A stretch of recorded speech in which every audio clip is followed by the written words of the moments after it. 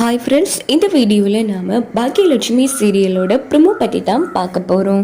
அதுக்கு முன்னாடி நம்ம சேனலை சப்ஸ்கிரைப் பண்ணாதவங்க கீழே இருக்கிற சப்ஸ்கிரைப் பண்ணி கிளிக் பண்ணிவிட்டு பக்கத்தில் இருக்கிற பெல் பண்ணி கிளிக் பண்ணிடுங்க. இங்கே பார்த்தோன்னா ஜெனியை செக்அப் பண்ணுறதுக்காக பாக்கியாவும் ஜெனியும் நேராக ஹாஸ்பிட்டலுக்கு வராங்க.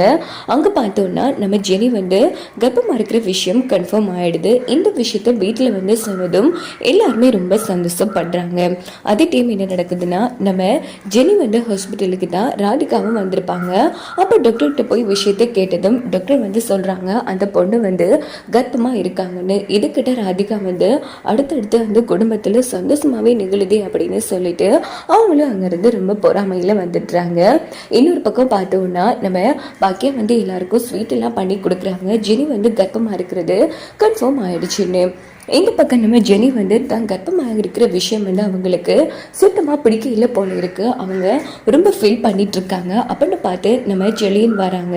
இங்கே பாரு, உனக்கு தேவையான சாப்பாடு, சத்து சாப்பாடு எல்லாமே இருக்கு, நல்லா சாப்பிட்டு உடம்பு கவனிச்சுக்கோ ஜெனி. இங்கே பாரு, ஏற்கனவே மெலிச்சி ஒல்லி குச்சி மாதிரி இருக்கு, இதெல்லாம் சாப்பிட்டா தான் நீயும் ஆரோக்கியமாக இருக்க முடியும், வளரப்போற நம்ம குழந்தையும் ஆரோக்கியமாக இருக்க முடியும் அப்படின்னதும் ஜெனி செலினை பிடிச்சி அழுதுட்டு இருக்காங்க. என்ன ஆச்சு ஜெனி, எது பிரச்சனை அப்படின்னு கேட்குறாங்க. இல்லை ஜெலியா, அப்படி இல்லை, ஆமாம் இப்போ நமக்கு 2வது குழந்தை அவசியம் தானா அப்படின்னு கேட்டதும் செலியன் அதிர்ச்சி ஆறாங்க. ஜெனி, என்ன பேசிட்டு இருக்க நீ, இப்படிலாம் பேச மாட்டேயே ஜெனி, என்ன ஆச்சு, எதுவும் பிரச்சனையா? அப்படி இல்லை, இங்கே பாரு, ஏற்கனவே எழில் அமிர்தாவுக்கு குழந்தை இல்லை, அதே மாதிரி அதையா பாட்டி 10 தடவை கிட்ட குட்டி குட்டி காமிச்சிட்டு இருக்காங்க. பாவம் அமிர்தா ரொம்ப ஃபீல் பண்ணி கஷ்டப்பட்டா தெரியுமா, அதாச்சும் பரவாயில்ல, இப்போ வீட்டில் இருக்கிற எல்லாரும் என்னையை தூக்கி வச்சு கொண்டாடிட்டு இருக்காங்க. ஆனால் அவங்களுக்கு நம்ம குழந்தை அடுத்தடுத்து பெற்றுக்க போகிறோங்கிற சந்தோஷம் தான் இருக்கே தவிர அதை எப்படி வளர்க்கணும், அந்த குழந்தைய நாம் எப்படி மேனேஜ் பண்ணணும், அது அவங்களுக்கு புரியுதே இல்லை ஜெலியா.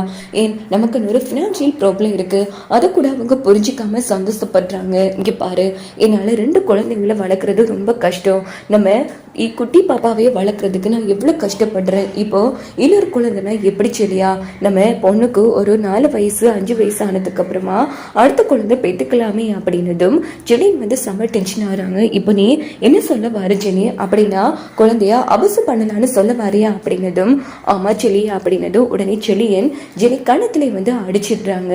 என்ன பண்ணிட்டு இருக்க அப்படின்னதும் இங்கே பாரு பைத்தியம் அடி, நீ ஒவ்வொரு தாயும் குழந்தை கிடைக்கலன்னு எவ்வளோ கஷ்டப்படுறாங்க, நீ என்னன்னா அவ்வளோ ஃபினான்சியல் ப்ராப்ளமை காரணம் காட்டி குழந்தைய வேணான்னு சொல்றேன். இங்க பாரு, தேவையில்லாம பேசாது ஜெனி. இங்க பாரு, நீ அம்மா ஆக போறவ, இன்னொரு குழந்தைக்கு அம்மா ஆகி இருக்கிறவ, குழந்தையோட அருமை உனக்கு தான் தெரியும். இங்க பாரு, ஒரு குழந்தைக்காக நம்ம குடும்பத்தோட கஷ்டத்தை பார்க்காம இருக்கிறதுக்கு நான் ஒன்றும் அவ்வளோ கல் நெஞ்சு காரி இல்லை ஜெலியா. யோசிச்சு பாரு, அத்தை ஒரு பக்கம் நமக்காக இவ்வளோ கஷ்டப்பட்டு ஓடிட்டு இருக்காங்க, இந்த பக்கம் குழந்தைய நாம தான் நல்லபடியா பார்த்துக்கணும். 1000 பேர் நம்ம குழந்தைய பார்த்துக்கிட்டாலும் நம்ம குழந்தைய நாம பார்த்துக்கிற மாதிரி இருக்காது.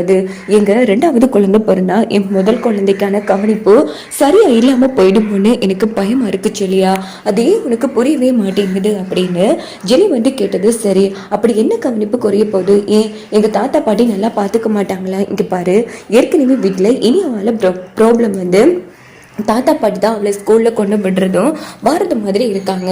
அடுத்தது அத்தை காலையில் போனாங்கன்னு சொன்னால் சாயங்காலம் தான் வருவாங்க, சம்டைம் நைட்டுக்கும் வருவாங்க.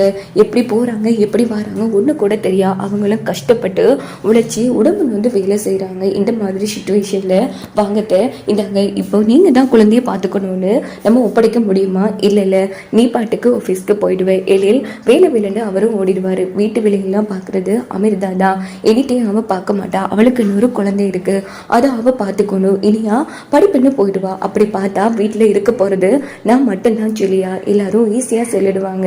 இப்படி நீ நல்லபடியா குழந்தைய பார்த்துக்க தேவையில்லை, நாங்களா இருக்கோன்னு அதெல்லாம் அனுபவிச்சா தான் புரியுங்கிற மாதிரி ஜெனி பேசினது. ஜெலியன் இங்க பாரு, நீ சொல்றது சரிதான் ஜெனி, ப்ராக்டிக்கலா யோசிச்சா அப்படித்தான் எனக்கு தோணுது. இருந்தாலும் யோசிச்சு பாரு, நமக்கு 2வது குழந்தை விஷயம் வீட்டில் இருக்கிற எல்லாருக்கும் இவ்வளோ சந்தோஷத்தை கொடுக்குது. ஆமா, நான் இல்லைன்னு சொல்லலை செல்லியா, சந்தோஷத்தை கொடுக்குது. அதே குழந்தை பிறந்ததுக்கு அப்புறமா நமக்கு கஷ்டத்தை கொடுக்கும்னா இப்போ வேணான்னு தான் சொல்றேன்னு தவிர இனிமேல் வேணானே சொல்லலே அப்படின்னு நம்ம ஜெனி வந்து எவ்வளவோ சொல்லி புரிய வைக்க பாக்குறாங்க.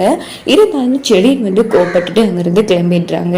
செலின் வந்து டென்ஷன் ஆகி போறத வந்து பாக்கியா வந்து பாத்துட்டாங்க. செலியா என்னாச்சு ஒரு மாதிரி இருக்கா அப்படின்னு செலின் வந்து பாக்கியாவோட கையை பிடிச்சி அழுதுட்டு ஜெனி பேசின எல்லா விஷயத்தையுமே சொல்றாங்க. என்னப்பா சொல்ற, நம்ம எல்லார் கூடயும் அவளை சாதாரணமா தானே பேசிட்டு இருந்தா, இப்படி ஒரு முடிவு எடுத்திருக்கா, அவளுக்கு எப்படிப்பா இப்படி மனசு வந்துச்சு, சரி நீ எதை பத்தியும் கவலைப்படாம கிளம்பு, நான் பாட்டு பேசிக்கிறேன் அப்படின்னு சொல்லிட்டு பாக்கியா வந்து நடந்த விஷயத்த நம்ம ஜெனி கிட்ட வந்து கேட்குறாங்க. என்னம்மா ஜெனி இதெல்லாம் நீ அப்படிலாம் பேசினா ஆண்டி, நான் இதை எப்படி ஆண்டி உங்க எல்லாருக்கிட்டையும் சொல்லுவேன், இங்க பாருங்க ஆண்டி, நான் ஒன்றும் குழந்தை வேணான்னு சொல்லலையே, இப்போதைக்கு குழந்தை வேணாம் ஆண்டி, இங்க பாரு அதெல்லாம் நீ கவலைப்பட தேவையில்லை, அதெல்லாம் நாங்க பாத்துக்கிறோம், இங்க பாரு என்னது நீ இதெல்லாம் ஒரு காரணம் வந்து குழந்தை வந்து அவசியம் பண்ற அளவுக்கு துணிச்சுட்டேன், இங்க பாரு உன் குழந்தைய நல்லபடியா பாத்துக்க வேண்டியது எங்களோட பொறுப்பு, நீ அதை பத்தி கவலைப்பட வேணாம், இன்னொரு வாட்டி அவசியப்படுறான் அது இதுன்னு நீ செல்லிக்கிட்ட பேசாதமா, இப்போதான் நீ செல்லின்னு நல்லபடியா வாழ ஆரம்பிச்சு 2 குழந்தைக்கு கிட்ட வந்திருக்கீங்க, இப்படியான நிலைமையில நீ பேசுறதெல்லாம் ரொம்ப தப்பு ஜெனிங்கிற மாதிரி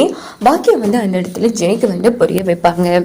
இன்னொரு பக்கம் பார்த்தோம்னா நம்ம கோபிக்கு வந்து தெரிய வருது ஜெனி வந்து கர்ப்பமா இருக்காங்கன்னு. ஓஹோ, அவ வந்து கர்ப்பமா இருக்கா, இங்கார குழந்தை குட்டிங்கன்னு என் குடும்பம் கூட நீ சந்தோஷம் அனுபவிச்சுட்டு இருக்கியா, உன் சந்தோஷத்தை நான் அனுபவிக்க விட மாட்டேன் பாக்கியாங்கிற மாதிரி நம்ம கோபி ஒரு பக்கம் டென்ஷன் ஆகுறாங்க.